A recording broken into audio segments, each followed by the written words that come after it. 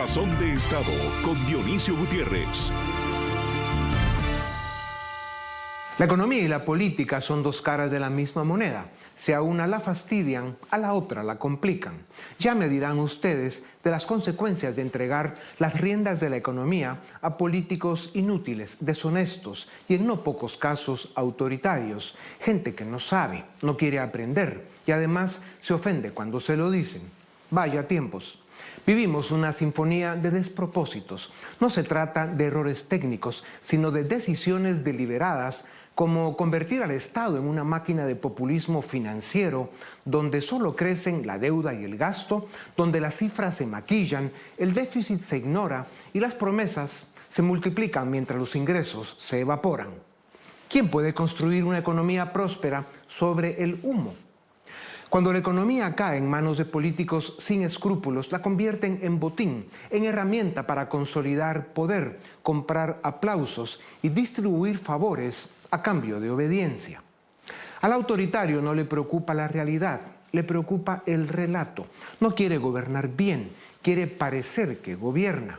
No busca crecimiento sostenido, sino efectos inmediatos. Si es necesario hipotecar el porvenir para comprar una ovación hoy, lo hará sin parpadear. Se endeudará como si el futuro no fuera de nadie. Lo grave de nuestro tiempo es que hay demasiados políticos que en lugar de reformas ofrecen excusas, en lugar de responsabilidad, discursos. Esto es lo que provoca países atrapados en crisis permanentes, fuga de talento y pueblos que viven entre la incertidumbre y la desesperanza. El problema se agrava cuando el ciudadano fatigado o resignado deja de exigir explicaciones, normaliza el absurdo y acepta la miseria como si fuera parte del paisaje, cuando son la indignación y la protesta las que debieran decir presente. Cada época tiene su locura, pero pocas tan persistentes y nocivas como la que padece el mundo de hoy. Las naciones pueden perdonar el error, pero no la mentira constante. Pueden resistir la pobreza, pero no el desprecio. Pueden enfrentar la adversidad, pero no la traición de quienes juraron defenderlas. Detrás de cada número, la economía está la vida de millones. Por eso hoy es urgente restablecer la sensatez y hacer que la política y la economía recuperen el valor y la razón. Es urgente exigir a los políticos que gobiernen con inteligencia, honor y honradez para restituir la moral pública y el compromiso con el bien común. ¿Podría creer usted que hoy el 72% de la población mundial vive en autocracias? Pues el dato es correcto y es la cifra más alta desde 1978. El mundo tiene hoy más autocracias que regímenes democráticos, y la democracia liberal se convirtió en la forma de gobierno menos común, con apenas 29 países en 2024. La libertad de expresión, el pluralismo político y el Estado de Derecho se encuentran en declive en todo el planeta, incluso en Europa, provocando tensiones políticas y económicas que podrían terminar, incluso, en conflictos militares. La globalización que inició en 1945 y que llegó a su punto más alto en 2008, lleva más de 15 años de estancamiento. Y con el inicio de la guerra comercial impulsada por Estados Unidos, pareciera que está llegando a su fin. Esto rompería el modelo económico que sacó de la pobreza a cientos de millones de personas en los últimos 80 años. El ascenso de China, con su modelo de capitalismo de Estado y su sistema dictatorial, impulsó la falsa creencia que la democracia es un sistema obsoleto y que la forma de salir de la pobreza es a través de caudillos que tomen decisiones rápidas y eficientes. En Occidente surgieron movimientos de extrema izquierda o derecha que niegan la herencia cultural, política e institucional que hizo de Occidente la civilización más exitosa de la historia. Aparecieron los movimientos woke, que iniciaron una campaña de desprestigio contra los valores occidentales y la democracia liberal, lo cual abrió la puerta para que los regímenes autoritarios se burlaran de la decadencia de Occidente. Después de la gran recesión de 2008, la economía mundial no recuperó el dinamismo que la gente esperaba. América Latina está experimentando una nueva década perdida y los BRICS están perdiendo el impulso que traían décadas atrás. Si tuviéramos que identificar la causa principal del estancamiento económico mundial, esta sería la política y los políticos. Hay otras causas, pero la ausencia de liderazgo, la mediocridad de los políticos y la indiferencia de las élites sobresalen. La pandemia y los encierros arbitrarios sirvieron a los gobiernos para ejercer prácticas autoritarias y para que implementaran políticas monetarias y fiscales irresponsables que todavía tienen al mundo con los niveles más altos de deuda pública y con efectos inflacionarios que lastiman a la gente con menores ingresos. El proteccionismo industrial, los aranceles, la corrupción, el crimen transnacional, la incompetencia de los políticos y la fiebre imperial de algunos autócratas con poder está dañando el libre comercio mundial, comprometiendo el crecimiento económico global y exponiendo al mundo a un conflicto bélico que podría tener consecuencias catastróficas. La tercera ola democrática, iniciada a mitad de los 70 y consolidada en 1989 con la caída del muro de Berlín, presenta síntomas de haber llegado a su fin. ¿Estamos entrando a un nuevo ciclo de autoritarismo? La historia y los datos nos enseñan que la democracia liberal es el mejor sistema político y que el libre mercado es el mejor sistema económico, y que los dos deben funcionar bien para dar buenos resultados. ¿Qué hacemos para que los políticos lo entiendan y para que las élites se enteren de que si no defienden estos valores, dejarán de serlo? Existe una relación directa entre las recesiones económicas provocadas por irresponsabilidad e incompetencia de los gobiernos y el impacto que provoca en el comercio, la empresa, en la vida familiar y en las naciones. Gastar más de lo que ingresa, endeudarse sin escrúpulos, emitir monedas sin respaldo y encima robar es el cuarteto que tiene a un buen número de países en crisis permanente, sin crecimiento suficiente y por eso a su gente atrapada entre la incertidumbre y la desesperanza. Para conversar sobre esa relación perversa y a veces destructiva que existe entre la política y la economía, tengo el gusto de presentarles a Paulo de León, ingeniero industrial con 2 maestrías, una en economía aplicada y la otra en finanzas. Es analista financiero y económico, cofundador de la empresa de consultoría Central American Business Intelligence, CABI, una de las mejores en América Latina. Trabajó como analista de mercados emergentes en el Banco de Chile y en el fondo de inversión Team Global. Paulo, bienvenido a Razón de Estado. Si Estados Unidos está ya en recesión y los países grandes de América Latina, además de sus rezagos históricos, tienen problemas serios, ¿qué le espera al continente americano? Sí, mira, estamos entrando en una etapa complicada del mundo y de la región. Yo personalmente creo que ha habido un pequeño desacoplamiento de Latinoamérica con Estados Unidos, particularmente Sudamérica, que se ha enganchado más a China, pero Centroamérica y México seguimos dándole la vuelta al sol nuestro, que es Estados Unidos. Por supuesto que la recesión privada que está en Estados Unidos desde hace 14 meses ya lo sentimos en nuestros países. Se están yendo menos exportaciones de ropa, de carros desde hace 14 meses y probablemente ahorita con esta guerra comercial y subida de tarifas, pues nuestros países, particularmente los que le exportan a Estados Unidos, por ejemplo, carros como en México, tengan un bajón adicional de su actividad económica. Entonces, sí estamos enganchados con Estados Unidos y lo que ellos decidan que tengan que hacer en materia del ajuste fiscal que es el que se está viendo que están dando. ¿Qué efectos tendrá esta recesión continental para las familias, para la gente que lucha por llegar a fin de mes, cuando no al final de cada día?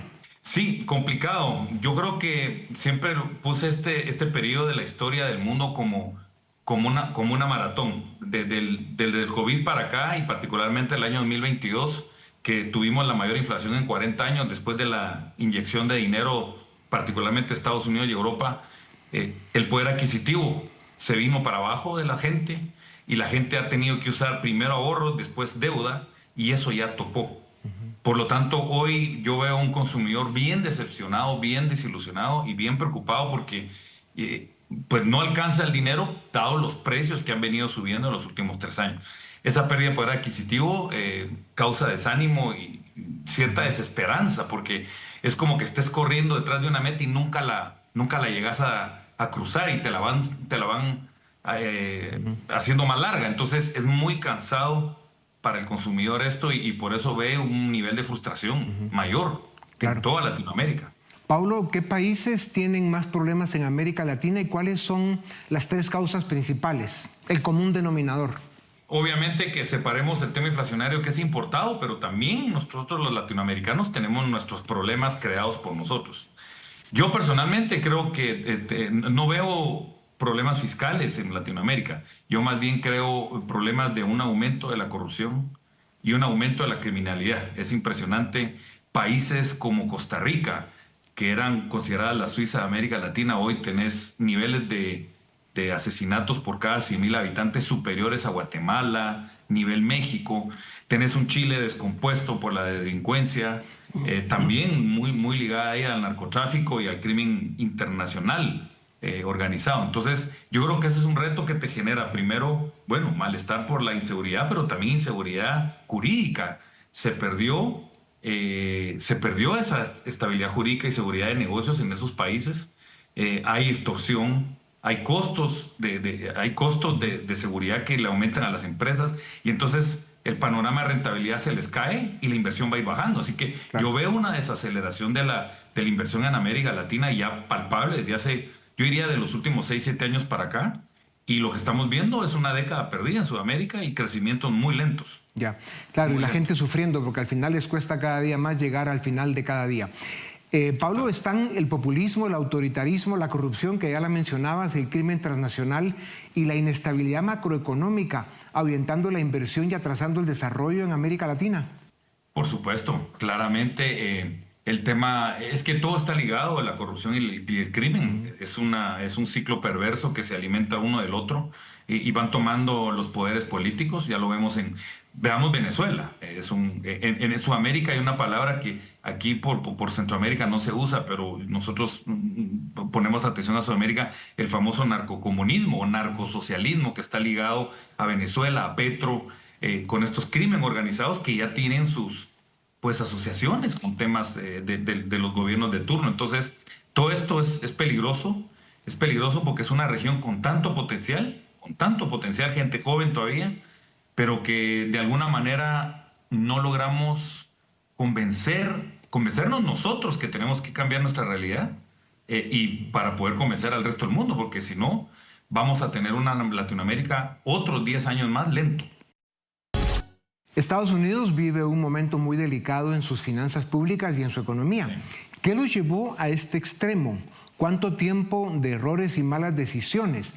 ¿Cuáles pueden ser las consecuencias para el mundo si las correcciones se hacen mal y tarde? Mira, ese es el problema del mundo principal ahorita, es la crisis fiscal que vive Estados Unidos. Tiene un nivel de deuda de 120% del PIB, un déficit fiscal de 8% heredado, que son 2.2 trillones de dólares de hoyo financiero que tiene el gobierno. Eso es el PIB de Brasil para que la gente internacional nos mida. Eso fue lo que se gastó de exceso Biden el último año, 2.2 trillones. Cerrar esa brecha va a requerir de un esfuerzo muy importante. Ineludiblemente tenés que pasar por un periodo de ajuste fiscal como lo hizo Milei en Argentina, lo hizo rápido, pero nosotros creemos que Trump no es Milei, lo va a hacer de una manera un poquito más lenta. El problema está de que si lo haces a largo plazo va a pasar algo entre medio que te va a volver a desviar de tu camino, que es el ajuste fiscal. A mí me gusta más lo rápido, lo que pasa es de que obviamente pasas por un año muy complicado como el que pasó Argentina, pero ya está rebotando. Pero es un tema existencial porque estamos hablando de la moneda de reserva de valor del mundo. Claro. Tienen que arreglar su problema o si no la gente va a correr contra el dólar hacia otro activo. De hecho, hoy mismo el oro está en máximos históricos, todos los días sigue subiendo, porque hay desconfianza al dinero fiduciario que le llamamos. Y por lo tanto, pues cada quien toma las decisiones hacia donde mejor cree que está seguro su dinero. El oro está subiendo, la plata está subiendo, por esta desconfianza que hay en las grandes monedas. No hay una confianza que se está dando en el inversionista y ahora tenés a Europa entrando al juego también de gasto público cuando rompen el Tratado de Maastricht ahora para poder implementar un gasto expansivo por el tema de guerra, dicen ellos, ¿verdad? Claro. Y hablando de Europa, Paulo, es la otra región del mundo que tiene años de arrastrar los pies. Tiene un problema migratorio complejo y sus élites se quedaron dormidas en el timón, como le sucede a la América Latina. ¿Qué le espera al Occidente libre si Estados Unidos y Europa no resuelven pronto sus dramas? ¿Vienen una o dos nuevas potencias a tomar control del mundo? ¿Cuáles son y cómo quedarían los valores occidentales? Sí, es que en juego es lo que tú decís. El juego es, Occidente descansa en América, o sea, Estados Unidos y Europa. Y si los dos están tambaleándose, no está ese eje referencial mundial. Europa, además de Estados Unidos, de los problemas que tiene Estados Unidos, tiene los problemas de migración, pero me quiero detener en uno muy, muy importante, que es el exceso de regulación. El exceso de regulación ha llevado a una parálisis de productividad. Cuando tú revisas los niveles de productividad de Europa llevan estancados durante 15 años. El ingreso por cabeza del europeo es el mismo que el año 2008. Estamos casi 16 años después, 17 después. Dentro de Europa hay algunos lazos o luces de desesperanza. La Comunidad de Madrid es un ejemplo. La Comunidad de Madrid no se comporta así, dado políticas de liberación, de pro-inversión, y Madrid claramente está emergiendo como un polo, pero Madrid no es todo el país. Entonces, Europa está en un problema severo, creo yo. Yo estoy bastante más pesimista con Europa que con Estados Unidos, definitivamente. Ya. ¿Cómo ha impactado la degradación cultural en la desvalorización política y el deterioro económico en el mundo? O sea, cómo los valores, los hábitos y las costumbres se desviaron y estamos construyendo un mundo que desconocemos. El wokismo, la cancelación, el aumento en consumo de drogas, la depresión. ¿A dónde vamos y qué debemos hacer para corregir el rumbo, Paulo? Mira, lo que estamos viviendo es una típica revolución cultural que a lo largo de la historia se han dado muchas. La Revolución Francesa fue igual. Recuérdense que llegaron hasta cambiar los nombres del día de la semana y del mes. Todo lo cambiaron porque el ancient regime, que le decían, el régimen anterior tiene que morirse y todo. Algo así estuvimos pasando con el wokismo, cambiando los pronombres, los conceptos.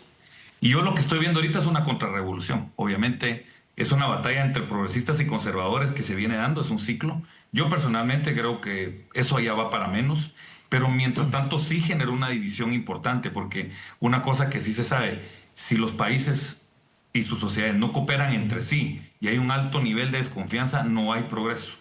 Entonces, el problema de que tú decís del progresismo y el wokismo es que vino a dividir las sociedades y lejos de querer colaborar, nos estamos separando y ahí no hay colaboración, no hay crecimiento y no hay confianza, que al final del día es lo más importante. Tenemos que regresar a tener confianza. Claro. Básicamente, ¿cómo lo hacemos? Tenemos que regresar a platicar. Sí. Estamos desde nuestras trincheras, desde redes sociales, y hay que volverse a ver las caras. Yo creo que si nos vemos las caras y empezamos a hablar y entender las ideas, podemos empezar a sanar un poquito y a regresar a un diálogo más productivo que este que tenemos. Claro.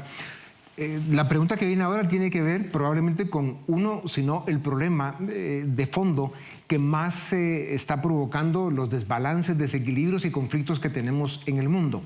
¿Está alcanzando para todos la economía del mundo? ¿Está ofreciendo las oportunidades de trabajo que hacen falta o generando los ingresos mínimos suficientes para lograr estabilidad social? No. Claramente que no. El poder adquisitivo, como todos lo sabemos, los economistas, es regresivo, le pega al más pobre. Y entonces el pobre le va muy mal en estos procesos de pérdida de poder adquisitivo y lo que estamos viendo es que la desigualdad crece. Y no le alcanza, la gente yo creo que está muy complicada. Y ahí te voy a decir una cosa más, que estamos entrando en una cosa aún más compleja, el rol de la inteligencia artificial. Entramos a ese problema también, que puedes suplantar a mucha gente y que se queden sin trabajo. O sea, hoy tienen trabajo, no les alcanza el dinero, pero tienen trabajo. Con una revolución tecnológica puede ser que no tengan ni trabajo, que es aún peor. Entonces, yo creo que los líderes mundiales tienen que volver a repasar lo básico. Lo básico es promover la inversión, desregularizar las economías y darle el rol al sector privado y a las familias, su rol principal, y el Estado como un facilitador de las cosas, no como un rector de la economía. Ya. Para terminar, Paulo, y te agradezco brevedad, vamos muy bien. Si la historia se mueve por ciclos, los buenos y los malos, ¿estamos en un mal momento ahora? ¿Cómo salimos de él? ¿Cuánto tiempo durará? Mira, hay que darle su tiempo. Los ciclos no son rápidos. hay ciclos ideológicos, ciclos económicos, ciclos monetarios, ciclos crediticios, ciclos de moneda. Y un amigo me dijo ciclos de racionalidad y irracionalidad. Y todos están pasando en este momento, sí, al mismo tiempo en el mundo. Y esto va a tomar su tiempo. Hay que tener paciencia, mucha paciencia, mucho estoicismo, como le digo a la gente. Hay que ser estoico, pero nunca ceder a los principios. Los principios son los que tenemos que seguir guiándolos y reeducándonos a nuestros jóvenes. La libertad es importante, la honestidad, el respeto, y hay que remarcarlos definitivamente. Ya. El optimismo es bueno para la salud, pero el optimismo inteligente es además importante para la vida. Esto es cuestión de datos y proyecciones. Si toca apretarse el cinturón, hay que hacerlo con determinación y hasta con entusiasmo. Al final, como todo en la vida, esto también pasará. Paulo, muchas gracias por tu tiempo, gracias por iluminar esta tribuna, nos dejas con mucho que pensar. A ustedes también, gracias por acompañarnos una vez más. Esto es Razón de Estado.